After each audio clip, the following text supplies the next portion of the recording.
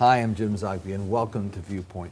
As the primary season continues with two viable Democratic candidates who have some distinct differences, they're still very much in the race for the nomination, and there's a lot of talk about party unity, or in some cases, disunity. We're going to take a look at some of the social and political conditions that have created this rift on the left. Joining me for the discussion is Bill Press, host of nationally syndicated radio program, a CNN political analyst, and author of a new book, Buyer's Remorse: How Obama Let Progressives Down. Thanks for joining us. It's great to be here again, Jim. Good to see you. You know, I've done shows on Trumpism, the phenomenon of Donald Trump, where it came from, and what were the factors that fed it. We've not done the same on the left to see what this phenomenon that Bernie Sanders is leading is all about. And yet, despite the fact that they say he ought to get out, it continues. And he has clearly about a half of the electorate that is supporting him. And I want to explore what it means and see if we can pull apart some of these factors. And I want to take them, if we could, and ask you to weigh them, as a pollster might do, in terms of importance. The first is... Do you know a good pollster? How much of it is anger at establishment versus attraction to the issues that Bernie raises? How would you weigh the two of them in the balance on this? First of all, I think it's both, okay. Right? I certainly felt the burn early on. The reason I do is because Bernie's to me, Bernie's the real thing, right? He's been there on the issues forever. I mean, you don't have to convince him to oppose the TPP or the Keystone Pipeline, or to be for $15 for the minimum wage, or to be for single-payer health care. Like, he's always been there. So he is authentic. So that's part of it. But I think the other side of it, as you say, I'm not sure I would use the word anger, although it fits. I think of it as more frustration. And when I saw Nevada play out, people were angry. They were angry in Nevada. I think they were angry at that particular chair and the way she ran that meeting, and the fact that it was really dictatorial in that hall, without condoning what happened there. But so it's interesting that you mentioned with Trumpism, because I think Trumpism and Sandersism, if you will, or Bernieism, kind of they have the same source, maybe, which is something that the political establishment, the business establishment, the media establishment all missed, and I include myself as part of it. The depth of frustration and maybe anger at millions and millions of Americans, the majority of Americans, I think, they feel they've just been left out, and all the wealth has been going to the top, as Bernie talks about, and all the advantages and the opportunities have been going to the top, and most Americans are out there really struggling just to make ends meet, and they feel that the political establishment, the Republican Party and the Democratic Party, doesn't give a damn about them. And they were looking for somebody to come along and say, I know that guy's going to fight for me. Now, the Trump side of it is purely phony. You don't have the billionaire in his own jet roll up with Trump on the side of the jet and trust him to fight for you. But Bernie is for real. So I think that's one. I would say that's, if you had to look a percentage, maybe at least 60% of it. Okay. And then the 40% is people do believe in Bernie's issues and in the big ideas. And, you know, here's what frustrates me so much this year, is everybody says, oh, the math. Every time I'm on television, they're always talking about the math. You know, for me, politics, from the day I got involved with Eugene McCarthy for president in 1968, politics has been about passion, it's about excitement, it's about ideas, it's about, you know, hope and change, to use a phrase, right? And Bernie embodies that, and he really enables people to think big. So that's at least the other 40 or 30%. I call the authenticity issue the meta issue that sort of undergirds, it's sort of behind everything. I remember when Tim Kaine won, and Howard Dean came into the Democratic Party and said one day, Tim Kaine taught us a lesson. It's about religion. He talked about his religion. We have to start talking about our religion. And he did. And I went to him and I said, when you talk about religion, it's inauthentic. When he talks about religion, it's real. People voted for Tim Kaine because he's a real person. And I think that to some degree, Bernie does reflect that. It's a question of, this is not a sort of powder puff. He's not like made up for television, clearly not made up for television, and not manufactured by polls. People see something real and it resonates. As Melrose would say, the bell rings clear and true. Yeah. It is uncanny. I mean, I've known Bernie a little bit before he announced. And the first time we were sitting in his office and we talked about it, he was thinking about running for president. And I'm just sitting there thinking, are you kidding me? I mean, he was the most unlikely presidential candidate. 74 years old, his hair now, he keeps it a little more trimmed, but you know how wild it always was. And he's not your glad hander, he's not your backslapper. I mean, we were together in Minneapolis at the DNC meeting last summer, and we had dinner the night before. We walked from the hotel to a steakhouse a block away. It took us an hour to get there because everybody wanted to have their photo taken with this rock star, and I couldn't believe it. And Bernie, he was doing it, right? And people say, can I have a photo? He'd say, oh, yeah, sure. But he would just sort of, whereas Bill Clinton would have been hugging them and talking about their mother and their pets and kind of whatever. But people see that. He is for real. There's no phoniness at all. On the issues, what I found intriguing was when he first started running, the issue was a socialist isn't going anywhere. And I was looking back to 1988 when Michael Dukakis would not call himself a liberal. It was a bad word. That's not even an issue anymore. It's not talked about. It's amazing to me that nobody, now if Bernie becomes a nominee, I'm sure the Republicans will try to use that. They'll call him a communist, a socialist and everything. But I don't think it will work then. But right now in this primary season, nobody talks about that. And I think the reason is because Bernie has, for two reasons. One is they've called Barack Obama a socialist for so long that the word has kind of lost its sting, I think. And two, I think Bernie has let people know this is what it means to be a democratic socialist. It means for being healthcare for every American. It means for free college tuition for every American kid. It means a living wage, right?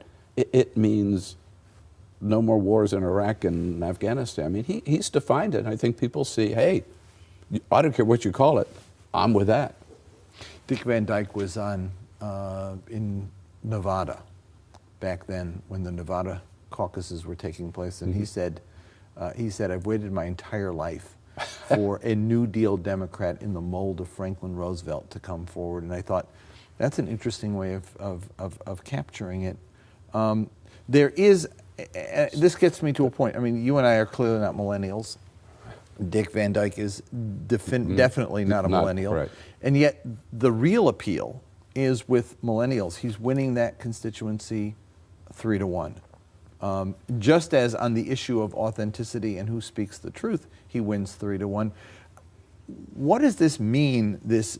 I mean, I watch these pictures of this grumpy old white guy with kids screaming and yelling, and as you say, rushing up and wanting photos taken. Where does that come from? Well, I think a couple of things. Number one, again, he's the real deal, which in a world of phonies, right, to see someone who is authentic, to use that word again, I think it excites people. They find it so different and attractive, right, and young people in particular. And two, I mean, the issues that he's talking about, he speaks to their aspirations. And, you know, somebody said, Bernie says hope, and Hillary says nope, right? Bernie says we can have, you know, a $15 minimum wage for everybody, and Hillary says, no, you know, you got to be realistic here, like 12 is all you can do. Bernie says we can have, every kid in America knows that they're going to get a free college education at a public university or college. And Hillary says, oh, you got to count the pennies. You know, you can't dream that high. You can't dream that big. Even Joe Biden said, what's the Democratic Party all about? What's America all about? Is thinking big. And I think that really appeals to, particularly to young people. Maybe a little foolishly or naively that we all have those big dreams. But the last thing we want and I can remember, you can too, as an 18, 19, 20-year-old, is for your parents to say, oh, no, Don't think you can achieve that. You can only go so high. If we're looking at it as a phenomenon. So Hillary's a downer for these kids. She says, let's be pragmatic. And Bernie says, let's think big. If we're looking at it as a phenomenon and compare it to Obama 2008, similarities and differences. Mm-hmm. Well, Barack Obama did touch the young people and brought them out the way I hadn't seen anybody since Eugene McCarthy, and I was one of the young kids for Eugene McCarthy. He is certainly not the progressive or the democratic socialist or as liberal as Bernie Sanders is. But I think he did inspire that kind of hope and change is what he was all about. And sort of it was the same thing. With all Hillary's pitch then and now was, I'm the one with the experience, right? I'm the one who's sort of going to govern from the center and kind of keep things under control.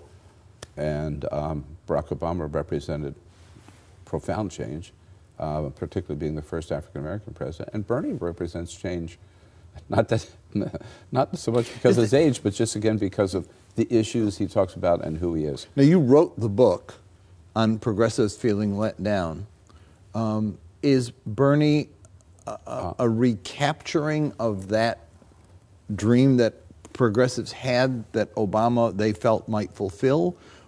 Is it a different dream? Is there a danger of letting it down again and creating a very different dynamic in the country? There's always a danger of being let down again. That sort of goes with the territory. Mm-hmm.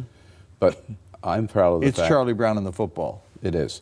But I'm proud of the fact that Bernie wrote a blurb for my book. Mm-hmm. And one of his criticisms of Obama, which I reflect in the book, and then he puts it on the cover of the book, is that President Obama didn't follow through with rallying the American people and the people who elected him to office in getting his agenda done. Mm-hmm, mm-hmm. And that's a mistake that Bernie will never make. Now, he will either make it as a nominee of the party or he will make it as the head of the political revolution and the movement that he really is trying to build. And I think that's important to recognize, and I keep reminding people all the time. You keep thinking of Bernie as a candidate for president, and if he doesn't win the nomination, then he's just going to go, back to Vermont and take care of his garden or something. No. Bernie, when he talks about a movement and a revolution, he means it, and it's real. I mean, he means changing the priorities of the Democratic Party. He means backing candidates, progressive candidates for the Congress, and getting a Congress and a Senate that will work with a progressive president and get his ideas accomplished. To what extent does Bernie's base overlap with Trump's base? We saw in West Virginia white working class miners, unemployed miners, folks who one would have expected to be a Trump constituency, giving Bernie a big boost in the state and in several other states as well. What's that about, and what's that? I mean, we got millennials on the one side. You have the faded, jaded peace activists of the 60s, our crowd. And then you got this other group here that I think is non-ideological. They're not sort of inspired by the authenticity, as young people are. They're not sort of captured by the issues that they see being resuscitated after a 30-year hiatus. Right, no. But they're needy nevertheless, and they're finding something in Bernie and in Trump that speaks to something. What is that something that resonates there? This is, you're right, Bernie's got the real old-fashioned lefties, he's got the millennials, and you've got just old lefties, just be clear. Okay. White working-class Americans who really do feel let down and have been. Their wages haven't gone up for the last 20 years or so. They're working longer hours, they're taking home less money at the end of the month. And Bernie and Trump both do appeal to them. And Jim, I think this is one of the maybe scariest parts of this whole campaign for me, is that, I'll give you a quick story. I'm out in Chicago, I met with some labor leaders. and their international union endorsed Hillary Clinton. The local in Chicago endorsed Bernie Sanders. And these guys all had Bernie stickers on their cars, and they said what worries them is when they go around the factory floor, their workers tell them, we're with Bernie, but if it's not Bernie, we're with Trump. I know one of the major unions, biggest unions here, I had lunch with their president last week, who told me they took a poll of their members.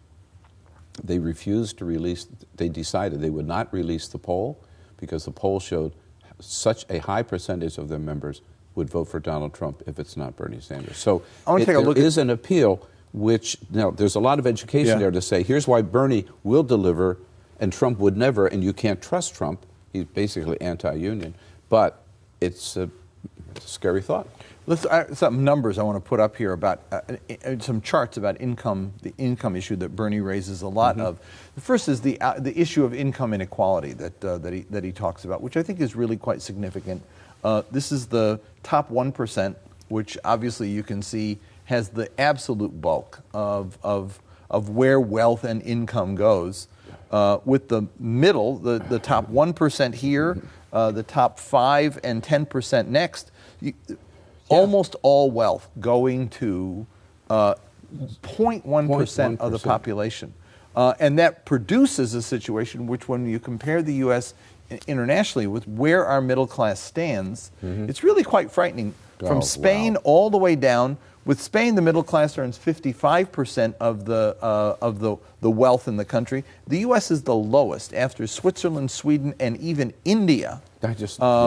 Right. Our middle class earns less than 20% of the overall wealth of the country. As we would say quite indelicately, that's enough to piss off the good humor man. and that's what you're seeing play out. Yes, absolutely. And again, Bernie's been talking about this for 30, 40 years, right? This has been going on. This didn't just happen overnight. Look, Mexico, 40%. Yeah, Mexico, right? This has been going on, and the people who've been at the short end of the stick for so long finally have had enough. They are pissed off to the point where they're willing to support somebody, maybe even if they don't think he can win, they're going to support him because he's there, he's on their side. I mean, Barack Obama called income inequality the defining issue of our generation, but what has he done about it? I don't mean to be, anti-Obama, but it's gotten, the income gap has gotten bigger under his presidency, not smaller. So now you've got Bernie and you've got Elizabeth Warren, who's on this issue. And by the way, again, back to that first conversation I had with Bernie, he knew, and I knew, and you knew, Hillary Clinton would never have talked about it. That's the next Sanders. question I want to get out is, never. To what degree, if we're looking at anger or alienation or frustration at the inequality of wealth, if we're looking at lack of authenticity, how much is Bernie support and how much of it is Hillary Clinton? If Bernie had run against somebody else, would we be in the same situation? Well, if Joe Biden had gotten in the race, for example, would the oxygen available for a Bernie have been less? Yes, absolutely. Yeah. Absolutely. So it was as if Hillary Clinton represented all of the things from inauthenticity to establishment to not paying attention to these issues of income inequality and the big dreams that people wanted to have. Is that what? Yeah, and not to be too critical of Hillary, I supported her over Barack Obama in 2008 because I thought she was the most experienced one. I got to know her well as First Lady when I was Democratic Chair of California. She's a good person. I'll support her if she's a nominee. But look at her. She's part of that 0.1. But you look at getting $350,000 for speech to Goldman Sachs. I mean, that's more money than most of these people make in 10 years, right? And you look at, she's in the Hamptons for the summer, right? Lives in Chappaqua. She gets an $8 million book advance. She is part of that 0. And I think people see that she's not for real. It doesn't ring true. Look at her super PAC, right? That's the other reflection, I think, of Bernie's authenticity, we keep using that word, is the fact that he's raised over $200 million from small donations, average $27, as he points out every rally. So I think that all ties together. He gets it. He knows, I think, steps toward bringing that gap down higher taxes on those One wealthy people. issue that Bernie And it's keeps for real. raising is the electability one. Yeah. I want to put up some poll numbers to take a look at that because it's interesting, and I think it tells a story. These are from Real Clear Politics, and Yes. I think that the numbers are worth noting. This is Hillary Clinton versus Donald Trump. Yep. And she beats him barely. The average is about 2 points, right? It's about 2 points. And across the board, Trump leading in 3 of the polls, which is itself quite shocking. Totally. That a Democrat is losing to Donald Trump. Now let's look at the Bernie numbers. With Bernie, can I say something about the Hillary Yeah. numbers before you move? Which is, Yeah. what we're hearing from let's the go back and put the All right. Hillary numbers Oh, up. Okay.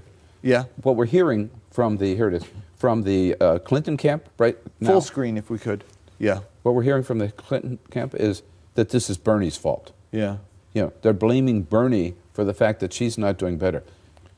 The Clinton campaign had better start realizing there's a weakness in that candidate in the terms of appeal to certain constituencies, the ones we've talked about, and they can't blame it on Bernie. It's like when the Mets lose to the Nats, right? The Mets would say, hey, we would have won if the Nats hadn't hit so many home runs. Yeah, No. It's the Mets who've screwed up. She hasn't connected. Let's go to the Bernie ones again on the full screen, and let's look at them because I think that they also tell an interesting story. The numbers are wildly different with a huge Sanders lead. And again, the issue here, as framed by the others in the party, is that he's leading because he's not been attacked.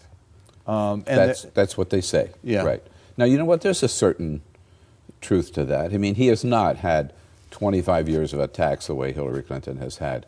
But I think what this shows is there is a real yearning for an outsider, somebody who is, people have had it with the political establishment, the media establishment across the board. They really feel that the official Washington and beyond does not care about them. They know these two guys, they believe he does, they know he does, and they're willing to, I guess, take a ride on him, which I think raises an interesting issue, which is, so the Republicans believe, we never thought would happen, have gone, the people, not the establishment, have gone with the outsider. Now, it looks like the Democratic Party is going to put up the ultimate insider versus the ultimate outsider. I think that's a real roll of the dice, and I do think Bernie Sanders would be a stronger candidate against Donald Trump. let's look at the favorable, unfavorable, because that also tells Plus, an you don't have interesting the story. baggage with That Bernie is, Sanders. and here's what we're seeing when we put it up and look at it again with the rather shocking that you've got two folks running for president with almost 6 in 10 finding them unfavorable. Bernie's numbers are better, and this issue of the significant unfavorables of both lead me to dread a really ugly contest that will probably have more voter suppression in terms of why am I going to vote for either one? I'm just not voting at all. And it may open the door to a third-party candidate that we're not interested in. Yeah, Come on board. it may, but you're right. You've got basically 6 out of 10 don't like either Hillary Clinton or Donald Trump, which, like you, I think this portends an ugly campaign. The basis of both campaigns is going to be, you may not like me, but look how bad this guy is. You got to really hate this other person. Trump is already doing that about Hillary, and Hillary's doing that about Donald Trump. And here's Bernie, who's the most liked of all, and people are saying, well, he can't win because the math kind of is against him. So I think, it's already an ugly campaign. It's just going to get uglier.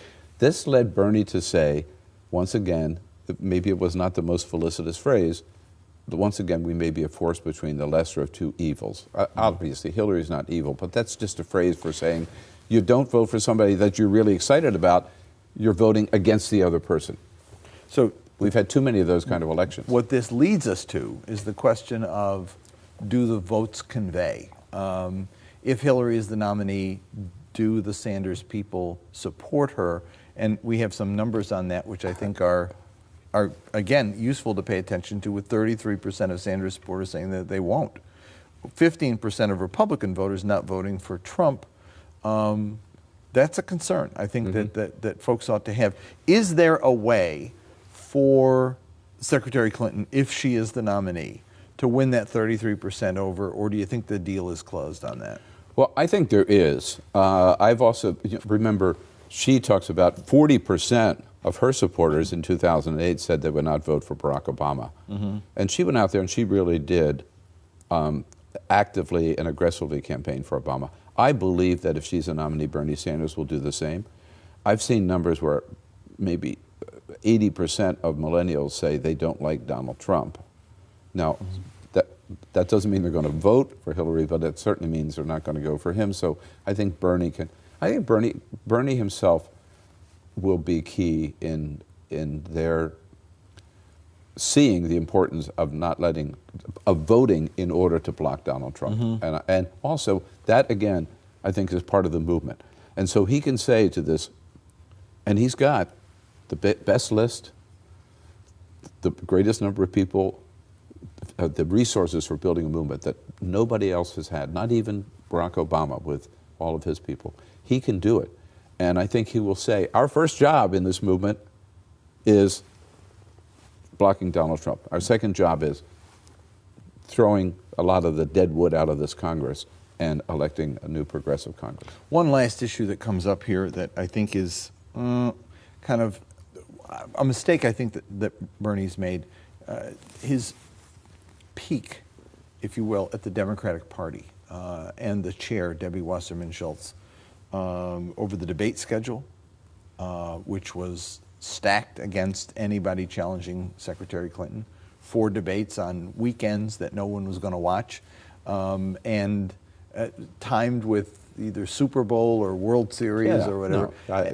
And then the Victory Fund, which has become, I think, a major irritant, releasing that money, which allows, instead of people giving $2,700, they can raise $350,000 for the Victory Fund, which Secretary Clinton is now using to fund her campaign. Then the committee appointments, the 75 initial standing committee appointments, Bernie got 3 and felt he was unfairly treated. There's now calls even among senators. There was a story in the Hill today about Democratic senators saying she's got to go. I'm not sure it was a good idea for the candidate for the presidency to pick a fight with the chair. I think he was fighting beneath his weight on that one. I mean, I don't think he should have picked a fight down. But nevertheless, he has, and like I said, senators are concerned this is a divisive situation. What about Debbie Wasserman Schultz's future? Is she a divisive figure, and is it a problem for whoever the nominee is? Well, let me put it this way. I mean, in a sense, I don't have a dog in this fight. You know, I'm a friend of Debbie's and known her for a long time. But and I've served with her for 3 years now in the party. And I think the reality is, as Bernie points out, the Democratic Party establishment is with Hillary Clinton and has been since before she announced as a candidate. That's why she's got over 500 super delegates. That's why 4 members of the president's cabinet have endorsed her. And in effect, the president has made it clear that he'd prefer Hillary. Clearly, the DNC and the whole apparatus, I believe, you cannot deny, have tilted toward Hillary Clinton. What I find amusing about, if I were advising Bernie, I probably would have said, don't pick a fight with Debbie. I mean, it'll happen. But right now, the word for the movement, if you will, to get her out as chair before the convention is not coming from Bernie Sanders. It's coming from Clinton supporters in the U.S. Senate. Claire McCaskill has said that when asked, do you support Debbie Wasserman Schultz staying there, she said, it's up to the chairwoman to make that decision herself as to whether or not she can serve. That's not a ringing endorsement from the first senator to endorse Hillary Clinton. So I think they see that we've got to get her out of the way because they're afraid she'd be such a divisive figure at the convention that it would be impossible to have a display of unity. Listen, we're out of time, but I really thank you for this. And it's a phenomenon that we've really got to explore more because this is going to be with us now, not just through this election, but for the next several years. I think there's a progressive movement born again in American politics. The burn is with us, and it's going to stay. Thank you so much for joining us. For more information, you can follow us on Twitter at AAIUSA or check out the website at aaiusa.org. Thanks for watching, and I'll see you next week on Viewpoint. Thanks, Bill. Thank you, Jim.